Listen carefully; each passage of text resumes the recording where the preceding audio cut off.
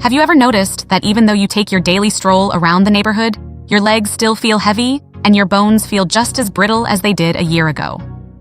Are you doing the work every single day, but not seeing the results you were promised? It is a frustrating feeling to put in the effort and still feel like your body is fading.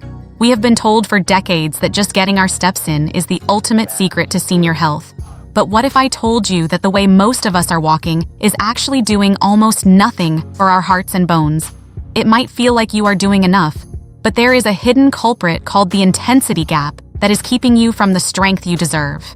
In this video, we are going to uncover the 4 specific reasons why slow walking is essentially useless for your heart and bones. And I'm going to show you the simple, safe shifts you can make to actually regain your strength and independence. By the end of our time together, you will know exactly how to turn your daily walk from a leisurely habit into a powerful tool for longevity. Before we jump into the heart of the matter, if you care about staying healthy and independent as you age, please consider subscribing to our channel and turning on notifications. We share the kind of senior health tips that doctors often overlook because they are too busy with prescriptions. And I have to ask, where are you watching from today? Are you in the United States, the United Kingdom, Canada, or somewhere else? Drop a comment below with your location. I am always so curious to see how far our community of strong seniors reaches across the world. I know how it feels when you start to notice that getting up from a chair is a bit harder, or that a flight of stairs leaves you breathless. It is tempting to think that this is just what happens when we get older. We think that as long as we are moving at all, we are winning the battle.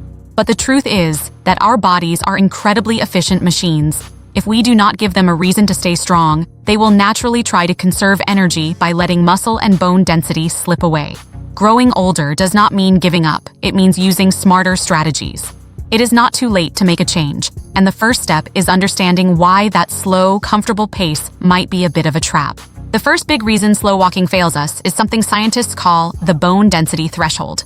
You can think of your bones like a bank account. When we are young, we are constantly making deposits. But as we get older, the body starts making withdrawals. To keep that account balanced, we have to trigger the bone-building cells, which are called osteoblasts. These little cells are like tiny construction workers waiting for a signal to start laying down new bone tissue. However, these workers are a bit lazy. They only wake up when they feel a certain amount of impact or stress. When you walk at a very slow, shuffling pace, the impact on your heels is so soft that it never sends the signal to those construction workers. It is like a whisper in a noisy room. Your bones do not even hear it. Imagine your skeleton is a bridge. If only tiny bicycles cross that bridge, the engineers will never think it needs to be reinforced. But if a heavy truck crosses it, the engineers realize they need to add more steel and concrete. Slow walking is the bicycle. It is movement, yes, but it does not challenge the structure. Research from the Journal of Bone and Mineral Research has shown that for postmenopausal women and older men, the mechanical loading required to increase bone density has to be significant. If you are just strolling, your bones continue to thin because they do not see a reason to stay dense. This is why some people walk every day for years and still suffer from osteoporosis. The takeaway here is not that you have to start running marathons.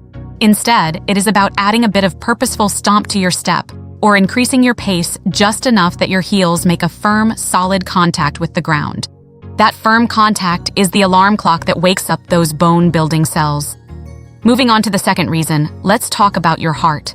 We often hear that any movement is good for the heart, and while that is true for basic circulation, it is not enough to actually strengthen the heart muscle. Your heart is a pump, and like any pump, it needs to be worked to stay efficient. When we walk very slowly, our heart rate stays in what we call the comfort zone. In this zone, the heart is basically idling.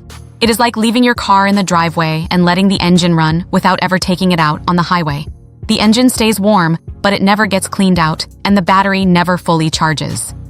To truly benefit your cardiovascular system, you need to push your heart to pump a higher volume of blood with each beat. This is what doctors call stroke volume.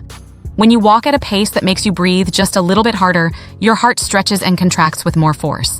This strengthens the walls of the heart and makes your blood vessels more flexible. If you stay at a slow pace where you can easily whistle a tune without losing your breath, your heart never gets that workout. Over time, an underworked heart becomes smaller and less efficient, which is why you might feel fatigued even after simple tasks. A study published in the British Journal of Sports Medicine found that people who walked at a brisk pace had a much lower risk of heart disease compared to those who walked slowly, regardless of how many total steps they took. It is the quality of the walk, not just the quantity of the steps, that saves your life. I know it can be scary to think about pushing yourself, especially if you have felt heart palpitations or shortness of breath in the past. But remember, we are looking for progress, not perfection. You do not need to be gasping for air. You just want to reach a point where you could still talk, but you would rather not. That is the sweet spot where your heart starts to transform from a tired pump into a powerful engine. If you are finding these insights helpful so far, please give this video a thumbs up. It really helps us reach more seniors who might be stuck in the slow walking trap. We are all in this together, and your support helps build this community. The third reason slow walking is not doing the job concerns your muscles and your metabolism. There is a condition called sarcopenia, which is just a fancy medical term for age-related muscle loss. Starting in our 50s, we can lose up to 1% of our muscle mass every single year if we are not careful. When we walk slowly, we are only using a very small percentage of our muscle fibers, mostly the slow twitch fibers that are designed for endurance but not for strength. The problem is that the fast twitch fibers, the ones that help you catch your balance if you trip or help you push yourself up out of a low sofa, are the first ones to disappear when we do not use them. Slow walking does not recruit those power fibers. It is like having a large toolbox, but only ever using one tiny screwdriver. Eventually, the rest of the tools start to rust and become useless. When your muscles waste away, your metabolism slows down too, because muscle is the primary place where we burn calories and manage blood sugar. This is why many seniors find themselves gaining weight around the middle even if they are walking every day. Their slow walks are not demanding enough to keep their muscle mass intact, so their bodies become less efficient at burning fuel. Imagine your legs are like the pillars of a house. If the pillars get thinner every year, eventually the whole house becomes unstable. We want thick, strong pillars. To get them, we have to ask our muscles to do more than the bare minimum. We have to walk with intention, as if we are late for an important appointment. The fourth and perhaps most surprising reason slow walking is useless for your longevity is the impact it has on your brain and your balance. You might think that walking slowly is safer because it reduces the risk of falling, but the science actually suggests the opposite. When we walk very slowly, we often develop what is known as a shuffling gait. We stop lifting our feet as high and our stride length shortens. This type of walking does not challenge our proprioception, which is the brain's ability to know where our limbs are in space. When you walk at a brisk pace, your brain has to coordinate your balance, your vision, and your muscle movements much more rapidly. This keeps the neural pathways between your brain and your legs sharp and fast. Slow walking allows those pathways to become sluggish. Think of it like a trail in the woods. If people walk it quickly and frequently, the path stays clear. If people only shuffle through occasionally, the weeds start to grow over the trail. A shuffling walk actually makes you more prone to tripping because your brain is not practiced in responding to quick changes in terrain. By picking up the pace just a little bit, you are essentially giving your brain a neurological workout that protects you from falls and keeps your mind sharp. It might feel a bit unsettling to learn that your daily habit might not be as effective as you thought, but please do not feel discouraged. Knowledge is power. Now that you know this, you can make tiny, simple changes that will yield massive results. You do not need to change your entire life overnight. If you are used to a 20-minute slow walk, try adding just 3 minutes of brisk walking in the middle. Just 3 minutes where you pump your arms and walk like you are heading toward a delicious meal that is waiting for you. Then, go back to your comfortable pace. These little intervals are the secret to building a body that lasts. So, to recap what we have discussed today, slow walking fails our bones because it does not provide the impact needed to trigger bone growth. It fails our hearts because it does not push the heart muscle into a training zone where it can become more efficient. It fails our muscles because it ignores the power fibers that protect our balance and metabolism. And finally, it fails our brains because it allows our coordination and neurological pathways to become lazy. The solution is simple. We need to move with purpose. It is about giving your body a reason to stay strong. I want you to remember that your body is always trying to heal and strengthen itself. Even at 70, 80, or 90 years old, your cells are listening to the signals you send them. When you choose to walk a little faster, when you choose to stand a little taller, you are telling your body that you are still in the game.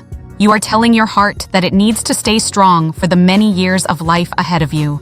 You are telling your bones that they need to be solid enough to carry you to your next adventure. Growing older is inevitable, but growing weaker is a choice we can fight against every single day.